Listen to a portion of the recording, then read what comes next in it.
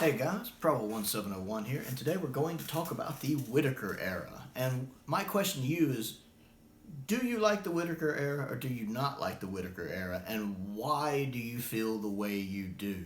And do you, even if you like it, is it your favorite? Is it your least favorite? Where does it kind of fall on your list? Like, for instance, the Whittaker era is my least favorite, but I don't hate it. Let me be clear. There's a difference between least favorite and hating it, or favorite and loving it. But so it's my least favorite. I think it's the most uninteresting overall for a multitude of reasons we're going to discuss. But I don't hate the Whittaker era. Let me also be clear. I am still watching Doctor Who. I've seen every episode of the Whittaker era. I'm not someone who's bailed on Doctor Who during the Capaldi run or during the Whittaker run. I'm still watching the show. I love the show. Not as much as I used to. Again, I'm not as keen on this era. I do think it has the worst series slash season in all of Doctor Who, and we're going to talk about that. There's a few things I don't like. I just feel like Jodie is not quite clicking with the role. More so because of the writing. You hear that a lot, but I do think it's very true. Whether or not she was miscast or not, it's up in the air. It's hard to say because of the writing. Some of the ways she performs doesn't work for me, but I don't know how much of that's the writing and the directing. She did have that bad habit in Series 11 of doing this with the Sonic all the time, which got very irksome.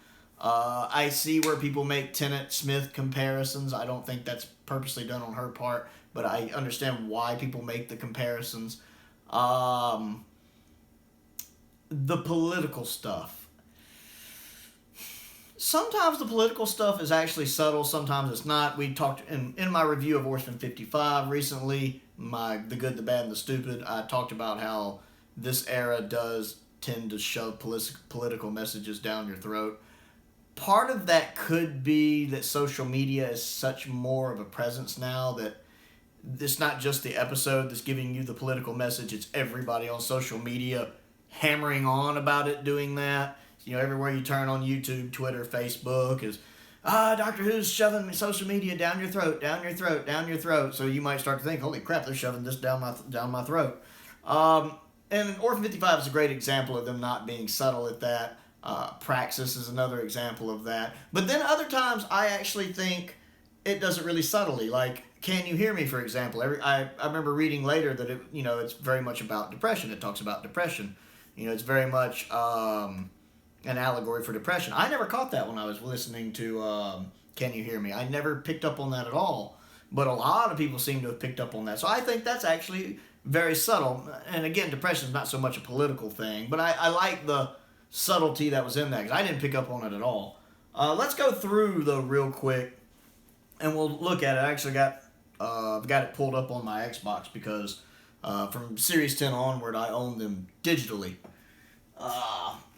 Waiting for the steelbooks to come out. So, The Woman Who Fell to Earth, I just didn't really engage with this one.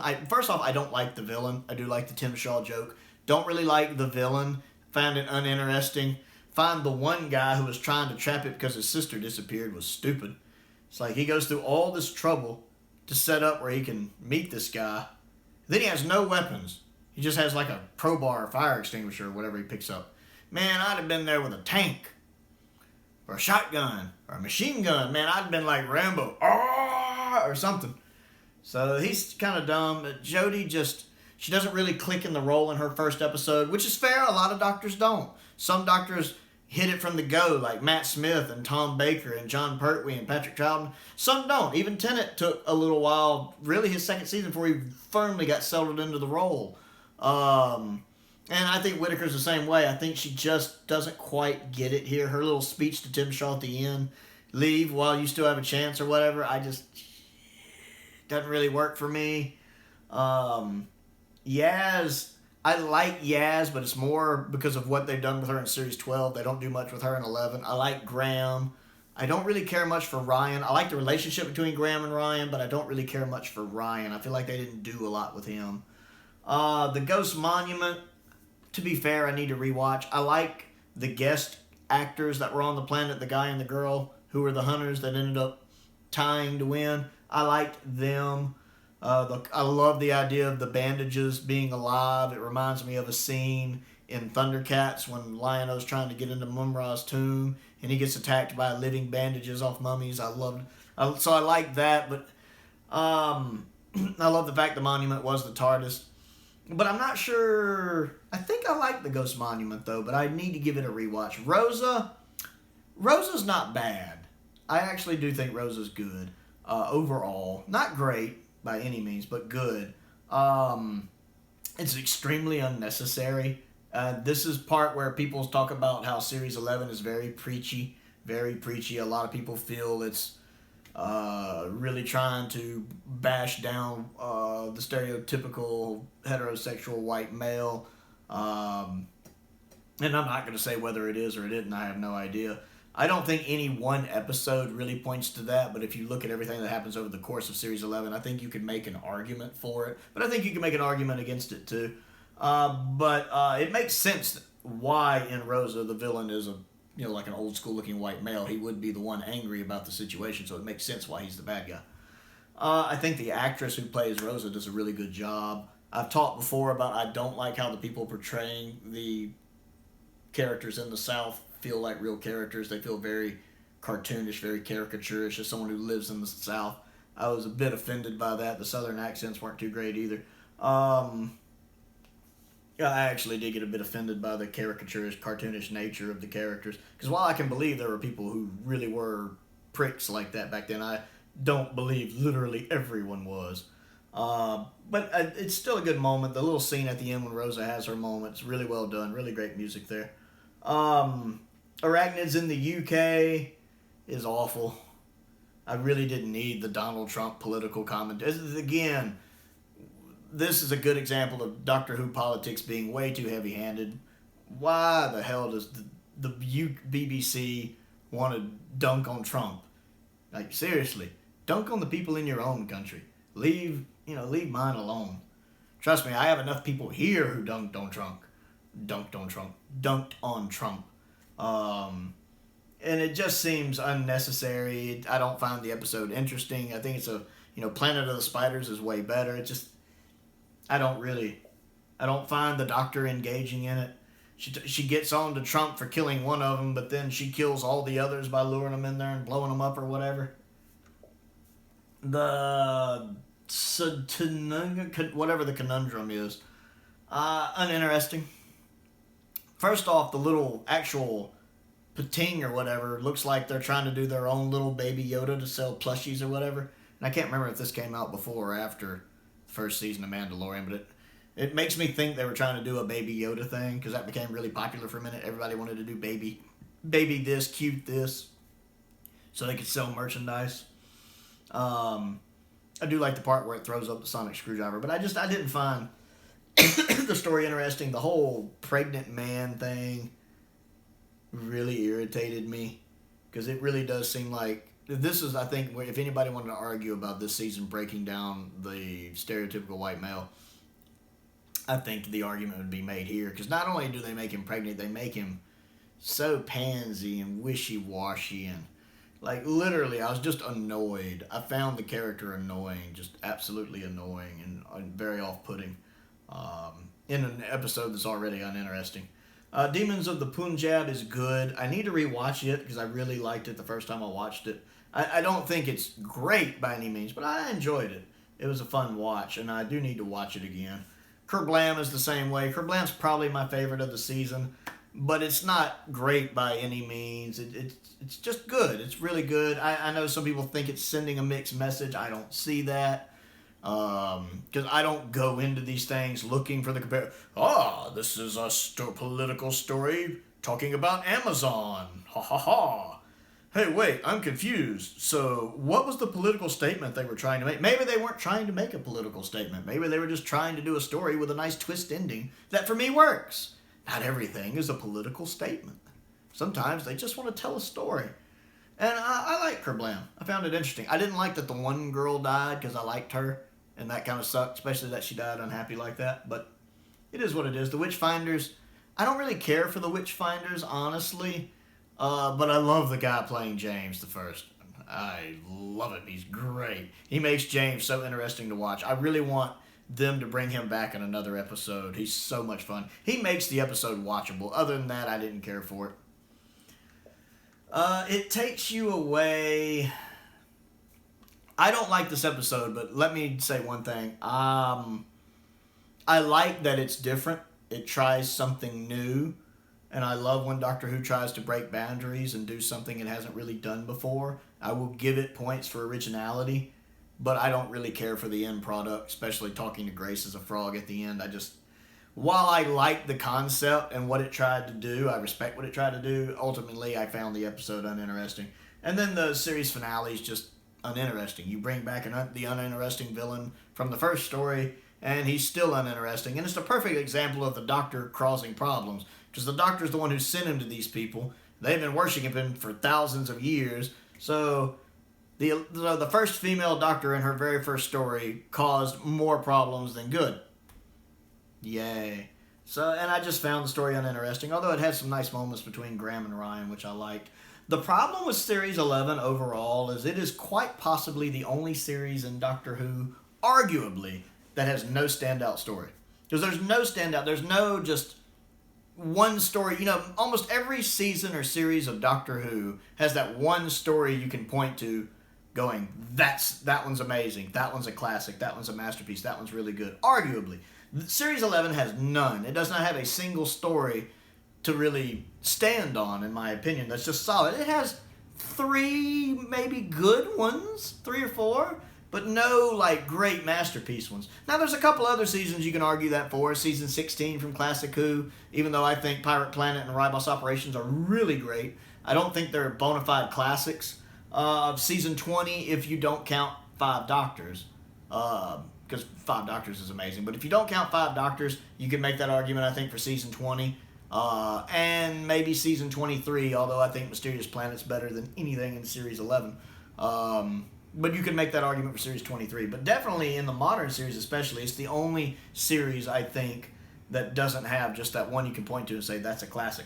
And part of the reasons why I have trouble with, before I move into Series 12, with the Whittaker era is, I don't think it feels like Doctor Who sometimes. Now, this is a very broad statement because, the Troughton's era doesn't feel like Pertwee's era, and Pertwee's era doesn't feel like McCoy's era, and Collins' era doesn't feel like Tom Baker's era.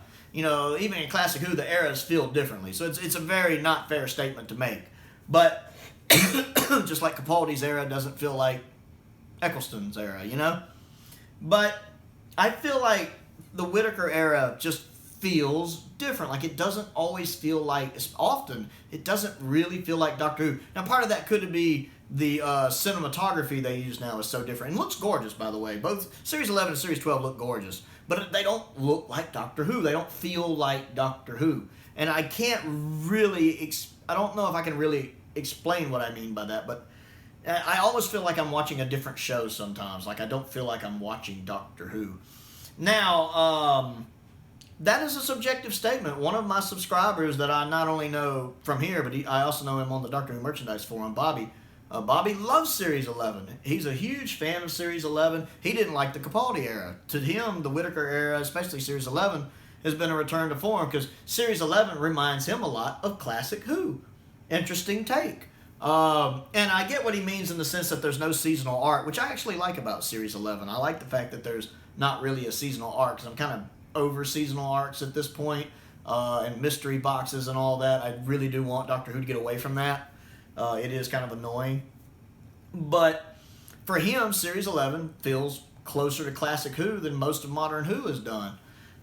So he likes Series 11, and I respect his opinion. It's just as valid as my own. But for me personally, I don't think it feels like Classic Who at all. I don't get that when he says that. I'm like, really? Because to me, Series 11 feels more foreign than anything in Doctor Who I can think of. Just me personally. Now, switching to Series 12. Series 12, for me, is a lot better. I actually think Series 12 is one of the most consistent series we've had since Series 5. Because I think, I've talked about this a lot recently, I think from Series 6 onward, Doctor Who has been a mixed bag for the most part, with the exceptions of Series 10 and 12. Series 6 is very up and down. Series 7 is very up and down. Series 8 is up and down. Series 9 is mostly down with a few ups. Whereas Series 10 is mostly good with a few downs.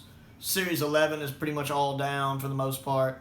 Series 12, though, is pretty consistently good. I liked what they did here. I really enjoyed the Spyfall 2-parter. I do think Part 2 does not live up to Part 1. Part 2 is still good, but Part 1 is great. I absolutely, not just the ending, but I really was enjoying all of Part 1. I really liked it. Everything it had going on here, seeing Stephen Fry, the whole James Bond stuff. Really enjoyed it. And then we had Orphan 55, and we've talked about that recently. It had a couple good points, but it's pretty bad. It has a couple things I really liked about it. 2 or 3 things I really enjoyed, but it's bad. It's really bad. This is another part where it's very heavy-handed with its political messaging, very in your face. But then we had the Tesla episode, which I think was great. To be fair, I need to rewatch that one because I've only watched it the one time, and I don't know if on rewatch I'll love it as much as I do at the moment. But that first watch through was so good on it. I like the villains in it because I like how they're scavengers. That's pretty neat. I like their design. I love the fact that the girl who played Ronnie in Sarah Jane Adventures plays kind of the queen of them. That's cool. I like the guy playing Tesla is great in it. He does such a good job. I need to give it another rewatch, but I was very invested in that episode and enjoyed it. Then we had Fugitive of the Jadoon, which was a roller coaster of a good ride. I really liked it. And I know some people liked it on first watch, but they have trouble enjoying it on rewatch because you know everything. I enjoy it on rewatch. I've rewatched it a couple times. I like it. I think Jo Martin's a very interesting doctor. I'd like to see more of her. I really, really liked the episode. Praxis is just kind of uninteresting. I don't think it's bad, and it has some things it does really well. I love how it handles its gay couple in it because it does it without making a big fuss that they are a gay couple. It just treats them as a couple. You know, the fact they happen to be the same gender, so what? They're just the same gender. I'm trying to articulate what I mean by this because I certainly don't mean it to be offensive. I mean it as a compliment to the way they did it. I like the fact that they make two people who are the same gender having a relationship just seem normal and commonplace, like any other relationship. And I really respect and love how it did that it didn't make some big fanfare over it. And I love the fact that they both survived. I know that was a huge, big deal to the LGBTQ community. I remember seeing stuff about it online. Everybody was so happy. Because I wasn't very familiar with the bury your gays trope, really. The first I'd ever heard about that was in Voltron when you found out Shiro was gay and that the guy he had been in love with had died during the war.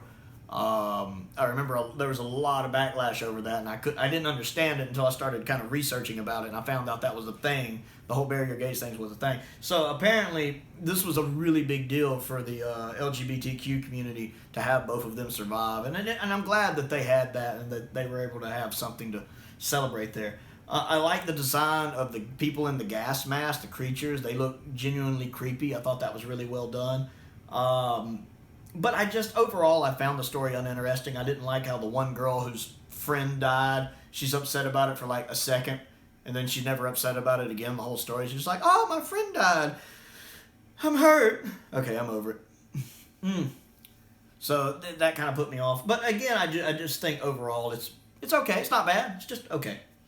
Can You Hear Me? I really like, but the ending isn't good. This is a story that should have been in Classic Who, because Classic Who would have given it the time to breathe. It would have made a good 4-parter or 6-parter. Really a 6-parter, I think. It really would have had room to develop. As it is, they spend so much time setting everything up that they have to Deus Ex Machina with it at the end, with her hacking the fingers with her Sonic. Her Sonic can hack fingers now. The fingers of basically gods now, because that's a hell of a sonic screwdriver. John Pertwee will be jealous. So while I like the story, the rushed ending kind of puts me off the story. It doesn't ruin it like Listen does, because Listen I enjoyed until the ending ruined it for me, just ruined it. This one doesn't ruin it. I like Can You Hear Me? I'm just put off that it ended the way it did. I would have liked it as a 2-parter. I think it would have worked more. And then we have The Haunting of Villa Diodati. I love that story. Look, if you haven't watched the Whittaker era, and there's one story I can get you to watch in the Whittaker era, watch this one. This one is good. This one has Ghost-like vibes to me. If there's a classic Who story that I can compare it to, it's Ghostlight. I love Ghostlight, and I love this one. It's written well, it's filmed well, it's cast well. It does everything so well. The more I think about this story, the more I love it. I love trying to figure out what's going on. I love how it drips with atmosphere the way Ghostlight does. I love the use of lighting and shadows and the lack of lighting in the dark. I love how it introduces the Lone Cyberman. I love the Lone Cyberman. I love that the 13th Doctor it's like personal with her with the Cyberman now. Because of what happened to Bill, it's personal. Kind of like how Eccleston and Tennant, their beef with the Daleks was very personal because of the Time War. This feels more personal between the Doctor and the Cybermen than ever before because of what happened to Bill. She talks about not losing anyone else and how they have to stay here. I love that she's trying to be a little more careful with the companions here, and she's got a little more anger and rage toward the Cybermen because of everything that happened to Bill. I love the way that's done.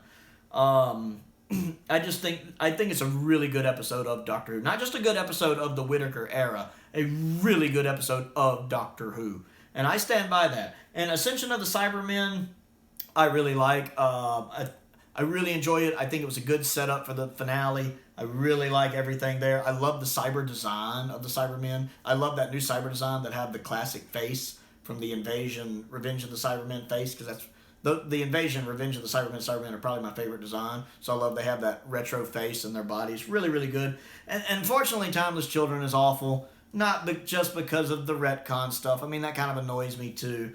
But not as much as some of the other stuff. I've told you before, I don't like how it craps all over the Cybermen. This series did a really good job setting the Cybermen up as a legitimate threat. Like classic Who levels of legitimate threat. Just for it to get crapped on again. Once again, they become the Master's bitch. Once again, they get rid of the lone Cybermen, which they shouldn't have.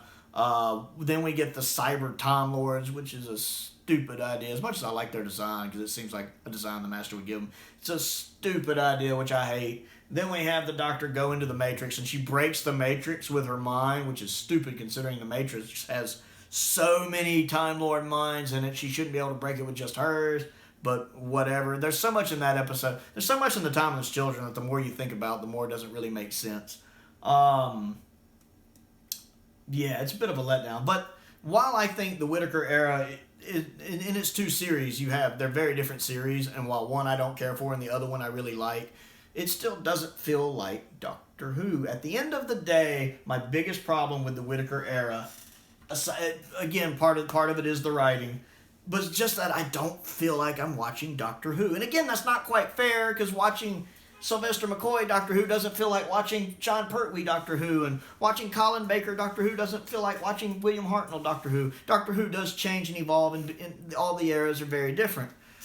And so it's not a fair statement, but at the end of the day, however you want to look at it, doesn't feel like Doctor Who. I feel like I'm watching something else, like a spin-off show of Doctor Who or something. I just don't feel like I'm watching Doctor Who. So I don't hate the Whittaker era. Let me be clear on that.